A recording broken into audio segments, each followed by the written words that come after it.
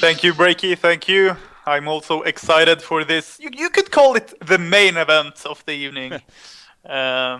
Yeah, it's going to be a good match. Yeah, I think that could definitely be a good way to put it. Again, out of the two matches here, definitely the one a lot more people, and especially ourselves, looking forward to out of the matchup. So here we are. Again, these two teams, like we're talking about, tmsR, sure, they got to be the favorites coming in, but they went 4-1 of the group stages. This is obviously a quality team here. But f2b, again, the wild card team. Who knows what they're going to bring to the table? You do look at their players. They got Trouf, B-Kid. That is Zai, by the way. Again, that weird name. You just call him Zai to make it simple. You got Enzo and Jeppins as far as their 5-man roster goes. And actually, they are using Trouf in the main or the drafting spot even. They've usually been having Zai recently, but it's something I'm noticing right off the bat here. But anyways, quality players, very good players, in fact. Definitely have potential to beat tmsR, but again, who knows what they're going to be bringing to the table as far as this matchup. But here we are, already starting. How about the first things to talk about? tmsR going with the first pick Warbeast here. Yeah, pretty good pick here in the early stages. If you don't pick him before the three other bans, he's gonna get banned. So they just want to make sure Kesu gets that on the suicide. He plays it really effective. Like I said before, when I casted with you, they just split push with him so good, and he's just so annoying with the wolves. Yeah, it's definitely troublesome to deal against him. So we'll see, obviously, what f2b does here in terms of addressing that issue. Wretched Hag is the follow-up pick, by the way. So speaking of the capability of split pushing, with that hero as well, could definitely be pushing 2 lanes and hard to gank and hard to catch off guard. So back over to f2b. Their first pick was Rally. Not too often we see Rally valued as first pick anymore, but they like to go with him. And then Sandwraith going to be coming out, so their carry of choice. I know Trouf's definitely a fan of Corrupted Disciple, or this team even is usually a fan of Corrupted Disciple. It's more their carry route, but they're actually going to be going the Sandwraith route this time around. What do you make of that? Yeah, that tells me they don't want to try lane here. They want to go a 2-2-1. I think that's smart because you want to go 2 people against a Warbeast. He's really easy to kill in the beginning, but now that opens up for tmsR here. They know the other team has a Sand, right? So they could put Kesu in the mid lane with the Warbeast. They've done that before, and then go up against that Sand that isn't that strong of a hero in a tri lane. And putting him mid against a Warbeast isn't really gonna win them the lane. So if tmsR is really smart here, they're gonna pick a tri lane and go up against that Sand. Yeah, that's actually going to be interesting to see if tmsR ultimately ends up doing that. Obviously, with the Master of Arms pick up, the great thing about that hero, again, you really don't know exactly what he's even going to be ran in, let alone what they're going to do. They do like to run slicks with the Master of Arms a lot of the time. Plays more as that utility, still farming hero, but builds that early tablet and whatnot. So we'll see if it ends up in those hands. But yeah, the idea of an aggressive kind of dual lane or even trial lane possibility is most certainly there as well. So back over to f2b. How are they going to follow this up now? Going with the Sandwraith Rally. Well, there you go. Witch Slayer actually coming out. I expect that's going to be more of that solo Witch Slayer, even more of a farming focused Witch Slayer, but support Witch Slayer not really ideal, I would think, in most cases. So do you possibly see that, or is it probably going to be more of a solo, you think? I don't really know here. Either they might want to go tri lane now. I don't know. Like, I feel like support witch isn't that good, Yeah. and they can only put him like dual mid here. I mean, if they put him solo mid, tmsR just gonna send 2 people mid, and he won't get anything. And having a short lane tri lane, it's not really that effective because you're gonna have one of the supports. They won't get anything in that tri lane against a solo Warbeast, and he's just gonna pull the creeps. So I don't really know what they're gonna do with that witch, but they can put him mid. I'm not sure if it's gonna work out as they think it is. Yeah, the idea again. Witch Slayer, in the solo Witch Slayer, we've definitely seen it in the past. He definitely has potential to be kind of a snowball effect style hero. But yeah, in the supporting cast, it is kind of because the graveyard stun, you really need those levels to start adding it up, and he just doesn't seem. It seems like other heroes are just far better supports, really, when it comes down to it. But if you're looking for the burst damage as well, then why not go with Pyromancer, who seems to be a better laner presence and just better overall support in that case. So we'll see. We'll see what f2b ultimately does here. As far as that Witch Slayer pickup is concerned, the band's now picking up as well. We have one more left on either side. It was Parasite, Aluna, Prisoner, and Pebbles coming out here so far. There's the Bubbles ban. And now the last one going to be happening here from the Hellborn side. So just about to move on here as far as the next tier of picks. Again, these two teams are playing to compete against Lion Esports Club in the very next round. The loser will be bumped down to the losers bracket here in this double elimination stage. Pyromancer is sure enough the final ban, actually. Speaking of him, so backing out of tmsR, going to get a little bit more information perhaps in terms of what they're going to be running here. Is there anything that's glaring to you looking at this board? Yeah, well, if they want that aggressive tri lane, Fade is still up. I've seen them run MOA and Fade a lot in tri lanes, so that's a possible pick, and also a hard carry here. Usually you see tmsR go for 2 hard carries. I know they like that, like maybe a War Beast and a Zephyr or Dark Lady or something like that. But either we're gonna see a lot here now. If they pick maybe a Fade here, they're probably gonna tri lane, but they could go with a hard carry here as well and just go a 2-2. They can't really 2-2-1 either now since they have a Hag. They're gonna go with a Tort, so that's probably gonna be the tri lane here. Yeah. Yeah, that along with Master, again, just 2 heroes, like very diverse, but yeah, possibly the makings of that tri lane setup, you know, with their final pick coming up. You know, it could be something, well, again, we'll have to wait and see, I guess, really, what they decide to do. But yeah, Wretched Hag and Warbeast, definitely those solo kind of heroes, so yeah, the aggressive trial, and now if you're Fade to Black, not only could you possibly seen that earlier, but now that is more of a very likelihood. Again, I kind of wonder what they're thinking. Again, the Witchslayer pick, though, still, too. We're not too sure. At least I'm not too sure what exactly they're going to be doing with that. So definitely some questions to be answered here from Fade to Black. They are going to go Pharaoh. Okay. I mean, that's looking more like a support Witchslayer at this point, which I honestly am just baffled by, because Trough especially really is stressed. You know, not the best support option, but yeah, that's a support witch. I mean, they need to dodge the tri lane. They need to go tri lane themselves, but they need to dodge the tri lane. They won't win against a MOA Tort +1, whether it's Fade or maybe a Moon Queen or Zephyr, I don't know, but they need to dodge the tri lane. That's the only way they can come alive from the laning phase. So, yeah, I don't know. I don't like witch support. Yeah. But we'll see how it keeps going back to that, yeah. But again, we'll see what they, if 100% if that is going to be it, and slash what they're ultimately going to make work with it. There's the Fade final pick, and Plague Rider actually coming out as the final pick. So that was definitely a snap pick coming out right there. So yeah, tmsR, pretty evident. The aggressive tri lane definitely in the makings here. I'm guessing it's going to be a Fade Torture Master of Arms. Looks like Slicks is going to end up in the Fade, so.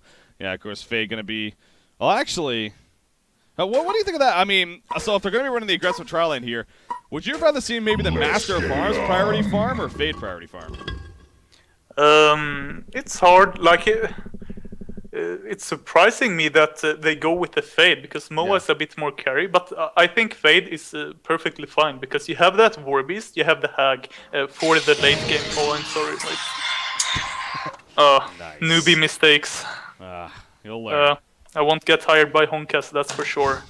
No, but like I said, the Fade is great, with farm, and since you have that Warbeast and the Hag, you secure the late game there. But I want to go to the other side here. They're gonna pick up a Plague, which makes me think they're gonna go 1-2-2. So I have 1 in the short, 2 mid, and 2 long.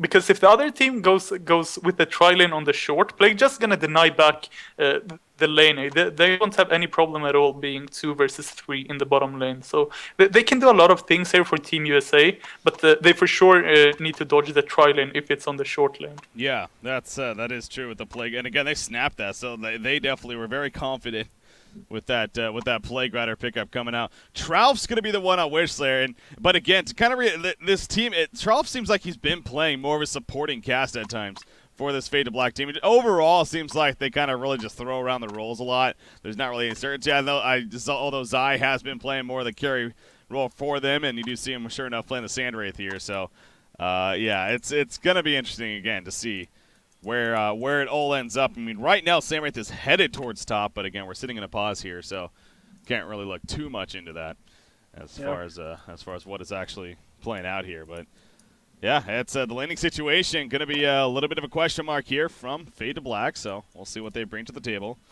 tmsR maybe a little bit more obvious once again, but it's about damn time. Again, prioritizing the farm on Slicks, playing the Fade as well. So you're going to have Torture and Master of Arms who are going to be full focus on that harassment here as far as that is concerned. So, okay, so if it's going to be a tri lane top, do you got Hag middle or Hag going bottom with Warbeast middle? I think they're going to go Warbeast mid, since you can... since I've seen Kesu pull the mid lane with the creeps. Okay.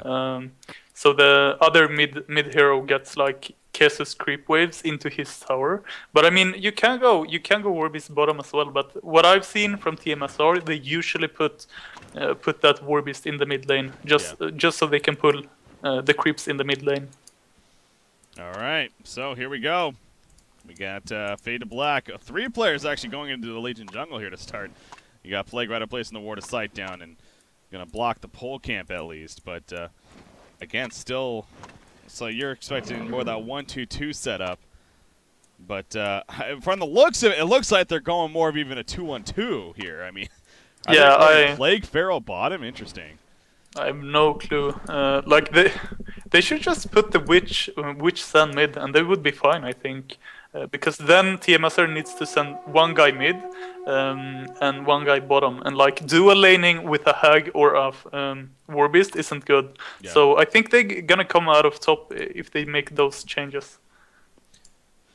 This is different, and you know, whenever we're casting a team like this as well, you always kind of think in the back of your head, it's there. I mean, as far as is there maybe some Dota 2 strategy behind this or something? Because you know, just look at the hero makeups and everything. But I mean, hell, you got Rally obviously, who's not even any bit in Dota 2. So I don't know. It is just very curious to see here. Witchslayer in the meantime at the top lane. Though here comes that Trout lane. Trout is 100% dead. No way he's getting out of that. Son. And love those Samuel Jackson pack. But Bloodlust kill coming out for Slicks right there. That's well, they got answers right away as far as that tri lane being there. Not that it was a surprise really, but and now going to Witchslayer after that death. You see, I wonder where he's going to be going now. Is he going to just end up going mid here? It looks like, yeah. They say, you know what, not going to work up top. So I guess they're going to send him mid. But now Sandwraith is left all alone, and well, here comes that lockdown. They're all level 1 still. Should it be enough? It will be enough. It looks like, yes, the Torture auto attack comes through, and this is well just frankly a horrendous start here for Fade to Black as far as the setup goes. Yeah, I mean, the lanes are so obvious to me. I mean, this is what happens if you don't like keep up with the fun scene. You're gonna fall behind, and you won't see these things coming, because in my eyes it's such a obvious tri lane from tmsR, and they should have seen that. They should have sent the Pharaoh top, have the sand farming bottom, and then a Rally Witch mid. Yeah. But that's what happens if you don't keep up with the scene and if you don't constantly practice the game. Yeah, you definitely see that taking place right here. So here we are with Fade to Black, and again, they're kind of sticking with these lanes now after that initial adjustment here. But now your Sandwraith, he's going to be completely locked down, obviously. This bottom lane as well, it's just a funky makeup. I mean, Plague Rider Pharaoh, it's just such an odd combo of heroes. Warbeast, he is doing his best to keep the pull coming, and it looks like he is at least somewhat successful right there, pulling all the imps here. So he is going to do that. Witchslayer is heading down actually with the double damage rune. Going to maybe just cut him off a little bit, put some auto attack damage onto the Hellhound. But now he's going to run into the lane with him. So just all sorts of kind of awkwardness here coming out as far as the beginning of this game. But middle lane. Rally might be in some trouble. BK positioning himself, or not, who is playing that? That's Jeppins actually. Jeppins on Rally, he's positioning himself just fine. So not going to be a successful gank in the end. But actually, it looks like tmsR might be doing more of a full adjustment themselves here. So they're just going to leave Fade to actually solo against Sandwraith now at the top lane. What do you think of that move? I don't really like it. That's their only late game hero. If you shut him down, he won't be able to do anything. You need farm with the sand. But we're going to see Tralfair. He's going to TP right away to the top lane. So that's going to...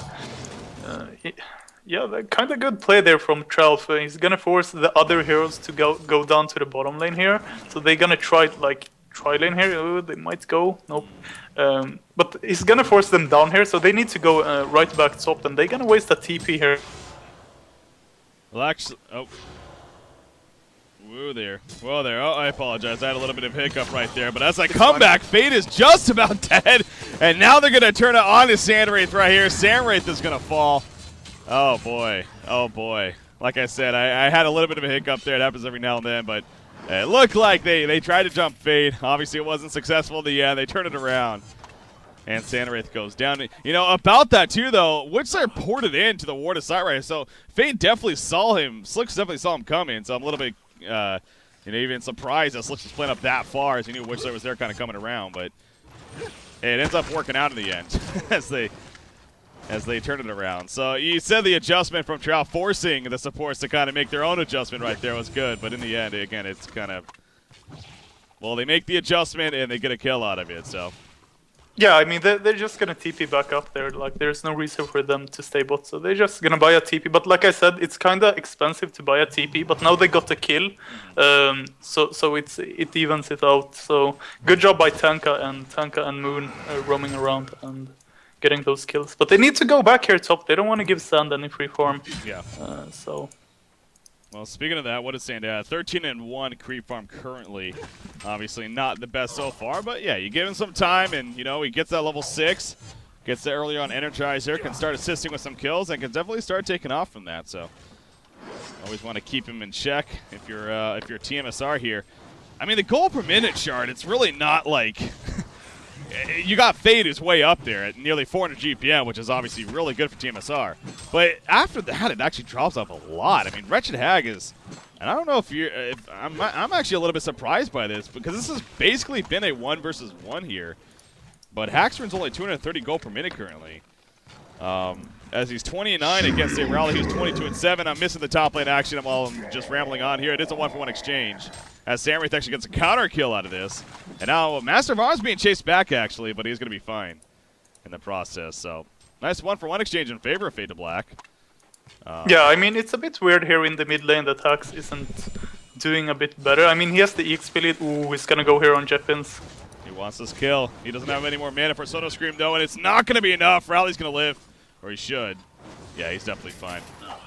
Wow, so yeah, he invested quite a bit right there. Oh, actually, I guess Rally is going to fall. No, the health push and take. Oh my god, he's going to fall. Oh, wow. I thought he was for sure going to live there, actually. Yeah. Okay.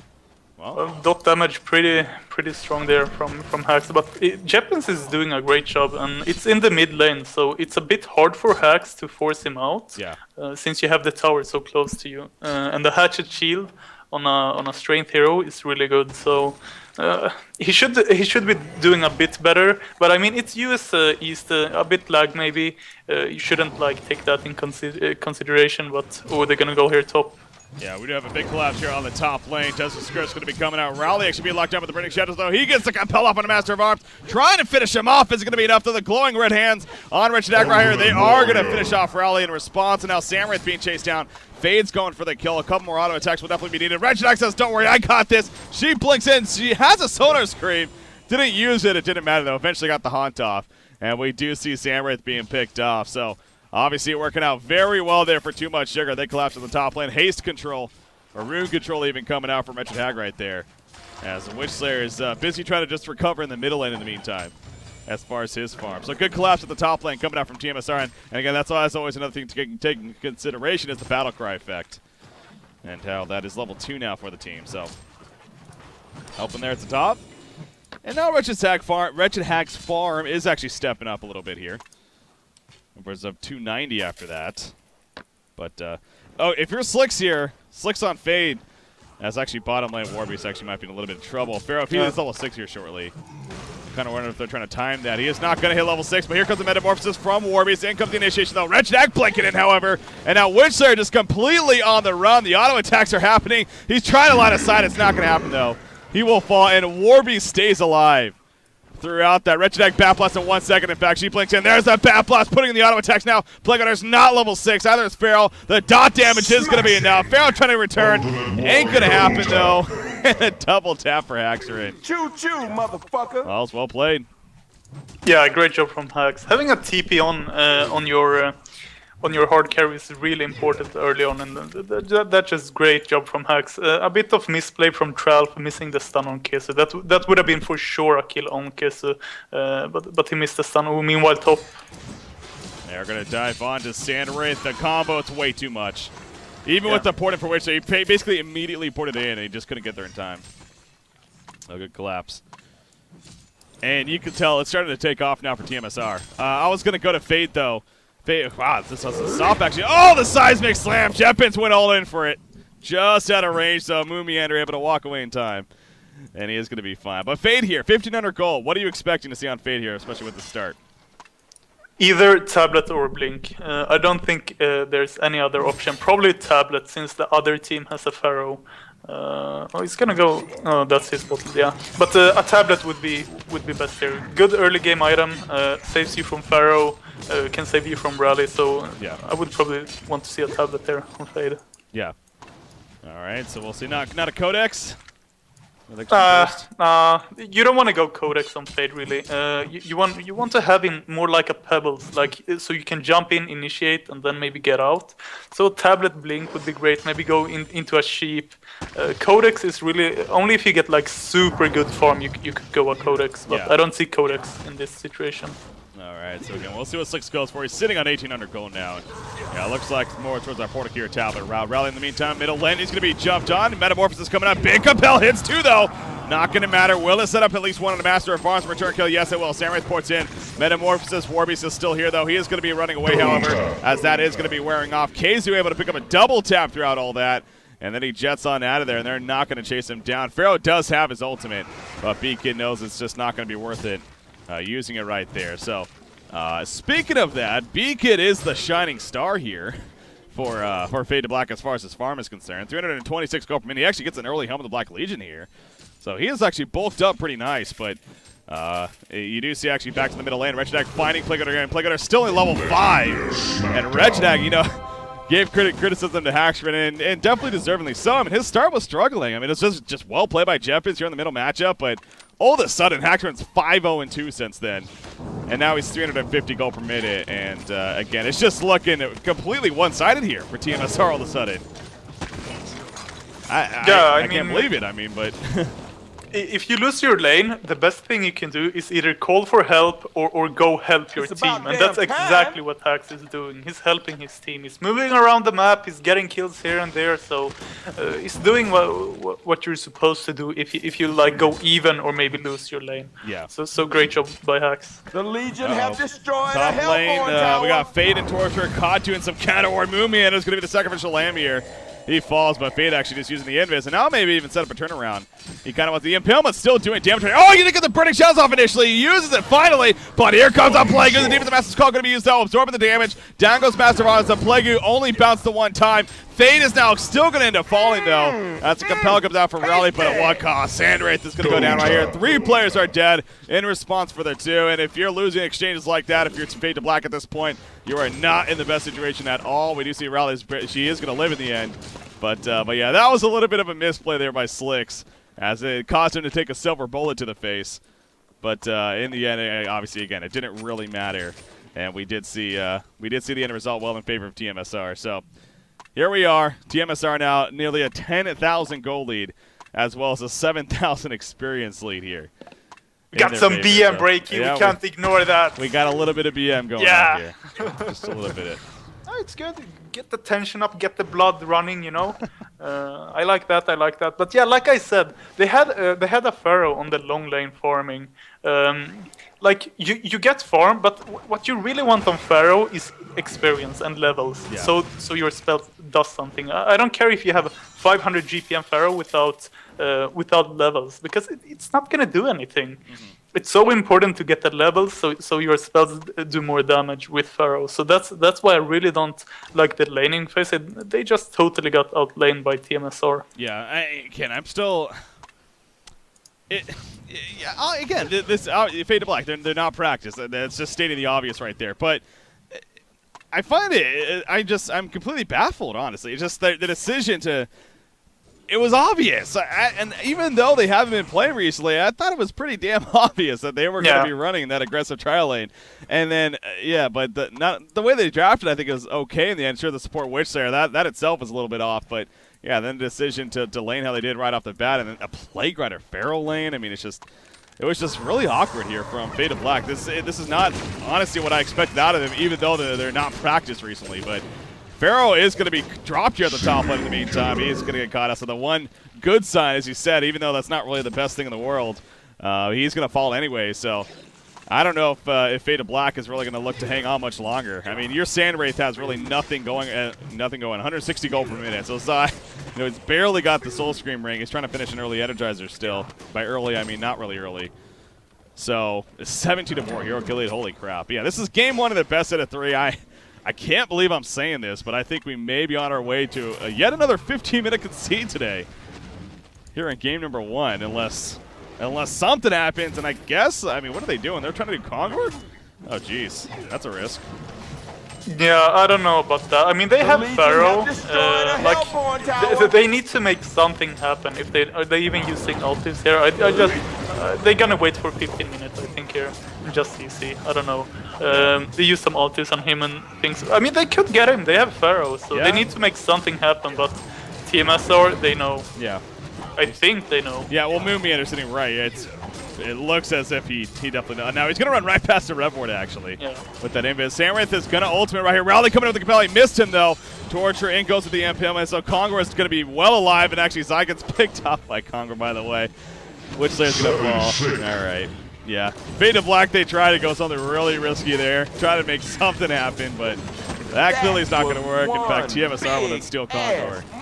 And I'm expecting in a couple of seconds that GG concede to be coming out here, because that was basically a last stand right there by Fade of Black, and just didn't work. So, yeah, there you go.